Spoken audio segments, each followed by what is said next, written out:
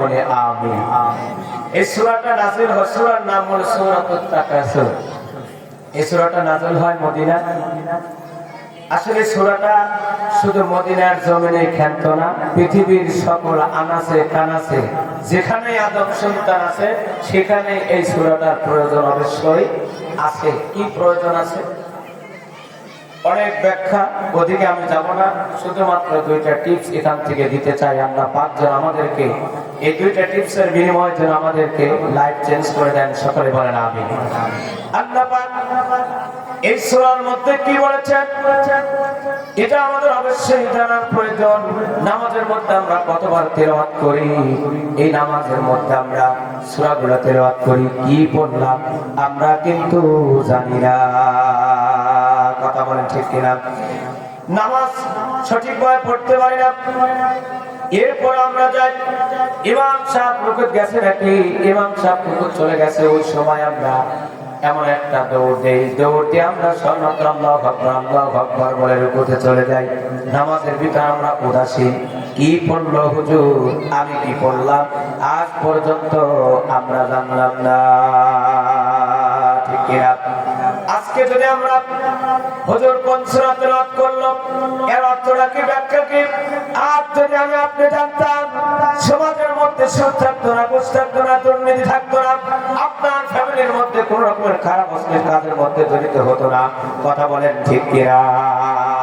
আল্লাহ পাক ডাকতে বলা মানুষেরা শোনো, আপনাদের ইমাম সাহেব যে সুন্দর বক্তব্য দিচ্ছিলেন ওই বক্তব্যকে আমি কিছুটা কাজ করে আপনাদের সম্মুখে উপস্থাপন করতে চাই, উপস্থাপন করে বিদায় দিতে চাই।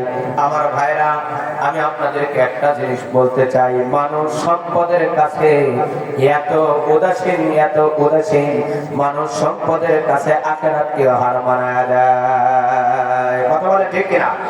সম্পদকে তালাশ করতে গিয়ে মানুষ আখিরাতকে ভুলে যায়। এখানে আল্লাহ পাক ডাকতে বলতেছে, আদম সন্তানেরা শোনো, আদম সন্তানেরা তো এমন হবে যারা সম্পদকে খুঁজতে গিয়া, অর্জন করতে গিয়া, সম্পদকে লাভ করতে গিয়া, সম্পদকে তারা গোছাতে গিয়া, অর্থ সম্পদ ব্যাংক ব্যালেন্স করতে গিয়া মানুষ আখিরাত ভুলে যাবে, আল্লাহ ভুলে যাবে, মসজিদ ভুলে যাবে। মসজিদ দুনিয়ার জীবনে বেশি হবে, মুসল্লি খুঁজে পাওয়া যাবে না। ঠিক কিনা? আমার ভাইরা, যদিও মুসল্লি পাওয়া যায়, এমন একটা মুসল্লি পাওয়া যায় যে মুসল্লি মসজিদের মধ্যে পবিত্র হয়ে ওযু করে সুন্দর করে মসজিদে গিয়ে আল্লাহর কাছে প্রার্থনা করলো, বান্দা পাক ও পবিত্র হয়ে বের হয়ে আসলো। আসার পরে এমন একটা কাজ করে সুন্দর করে চার স্থলে বসে চাটা টান মারে আর নর্তকীদের সিনেমাগুলো দেখে। আছে না নাই? এই সমস্ত মুসল্লিদেরকে আমি বলে থাকি, আপনি একটা কুকুরকে যখন বাড়িতে নিয়ে আসবেন, পোলাও খাওয়াবেন, কুমড়া খাওয়াবেন, গোশত খাওয়াবেন, মাংস খাওয়াবেন, খাওয়ানোর পরে ওকে ছেড়ে দিলেন, রাস্তাঘাটে দেখলেন কত সুন্দর করে খাওয়া দিলেন। এরপরে যখন রাস্তায় একটা পায়খানা বা মল পেল, এরপরেও সে একটা চাটন দিয়েই দিবে। ঠিক কিনা? একটা খাওয়া দিলেন, ভালো খাবার, উৎকৃষ্ট মানের খাবার, দামি খাবার, এই খাবার ছেড়ে রাস্তার পাশে ময়লা যেরকম চাটন মানে, কিছু মুসল্লি আছে পাক পবিত্র মসজিদে ঢোকে গুনাহ মুক্ত হয়ে বের হয়েছে, চারিষ্টা লেগে আবার সেই কুকুরের মধ্যে চাটন মারে। কথা বলে ঠিক কিনা? আবার গুনাহ অর্জন করে। এখানে সমাজ আজকে সমাজ কুলসিয়াতে ভরা, গুনাহের মধ্যে ভরা, ব্যভিচারের মধ্যে ভরা, জেনাকারের মধ্যে ভরা, সুদ ঘুষে ভরা, বেনামাজিতে ভরা।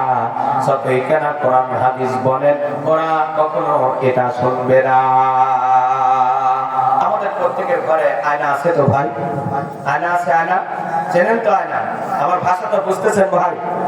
আমার ভাই না, এই আয়নাটা আমার মা, আপনার মা, আমার বোন, আপনার বোন যখন ঘরটা ঝাড়ু দিল, ঝাড়ু দেওয়ার পর কিছু কিছু ময়লা কণাগুলা উঠতে থাকে, উঠতে উঠতে ওই আয়নায় পরে কি পড়ে না ভাই?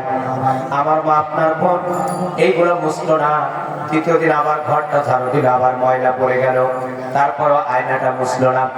এরপরে দিল, তারপর আবার কিছু ময়লা পড়লো, মুছলো না। এমন করতে করতে ওই আয়নাটা এমন পরিস্থিতি দাঁড়ায়, ওই আয়না দ্বারা চেহারা দেখা যায় না। কথা বলেন ঠিক কিনা?